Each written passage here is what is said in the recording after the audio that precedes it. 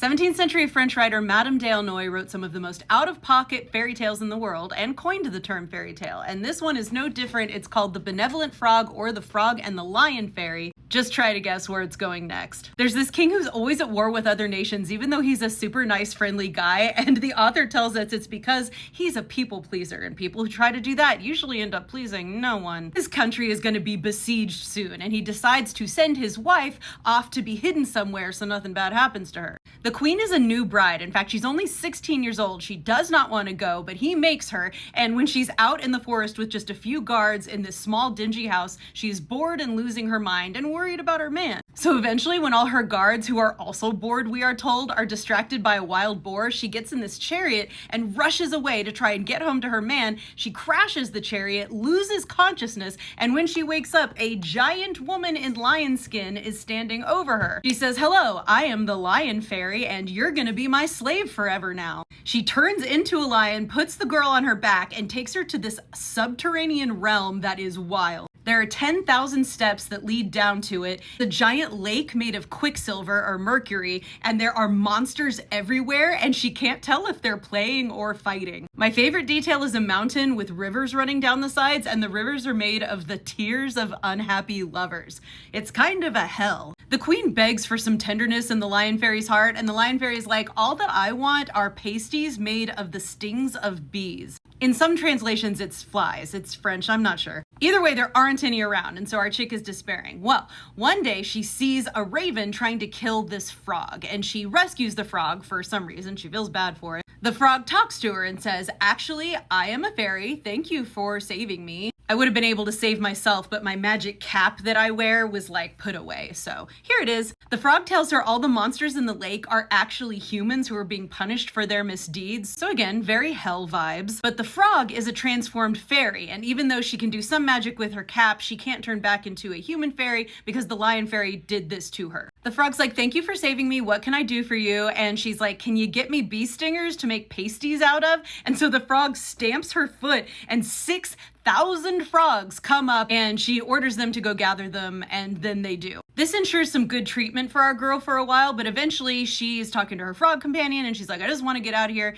And the frog's like, "Well, I can tell you that you're not going to get out of here yet. In fact, you're going to give birth to a daughter first." And she's like, "What?" Yeah, turns out she's pregnant from before she came down there. Obviously, it is her husband's kid. She gives birth to a daughter that she names Muffet, and even the lion fairy likes her and treats her well. Once she's born, the frog fairy is like, "I will go and try to get to your husband to let you know you guys are still alive and to try and come rescue you, but it's gonna take me a while because I'm a frog." It takes the frog specifically a year and 4 days just to get up the steps out of the realm, and then it takes it more years to finally get to the king to gather enough of a procession to present itself like she's not nobody. 7 years have passed when she finally meets the king, and she's like, "Your wife is still alive, you've got a daughter, you need to come rescue them." It's perfect timing because the king is about to get married again. He didn't want to, but the people were pressuring him into it, and we don't know how young his bride is, but she's busy playing with a ball while this is all going on. But as soon as the king figures out that his wife is still alive, he's like, screw her, and he is off to go rescue his woman and his daughter. When he finally gets to the underground realm, the lion fairy puts the daughter and the mom in a castle in the middle of the lake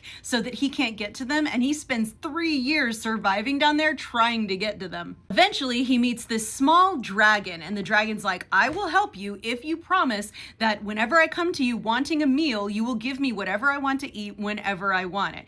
And the king's like, "I don't think I got much of a choice." So he agrees to it. The dragon rescues the queen and the daughter, and they all go home happily.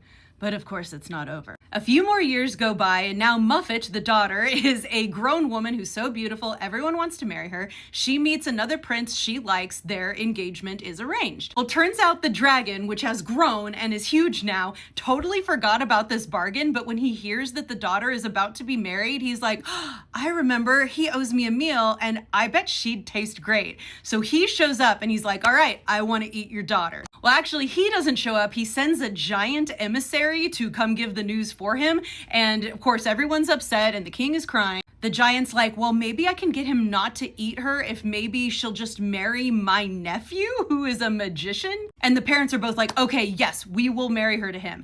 But Muffet stands up and she's like, no, I promised I would marry this other dude. I'm not going to do that. Take me to the dragon, which is pretty badass. Her parents protest and cry, but the giant takes her to the dragon. And in the meantime, our frog from earlier has gone to her man and said, you need to come rescue your woman. He shows up just in time with a sword that is 18 yards long and a green horse with 3 heads and defeats the dragon, kills it. And then he and Muffet get to go home, get married, and everyone lives happily ever after. And if you're wondering if the frog ever turns back into a human-looking fairy or any of the monsters in the lake get to turn back, no, they don't. They just stay that way. But the humans are happy now, and that's what matters. For more of Madame Dale Noy's stories or any others, check out my podcast, link in the bio. And my book, too. It's really good.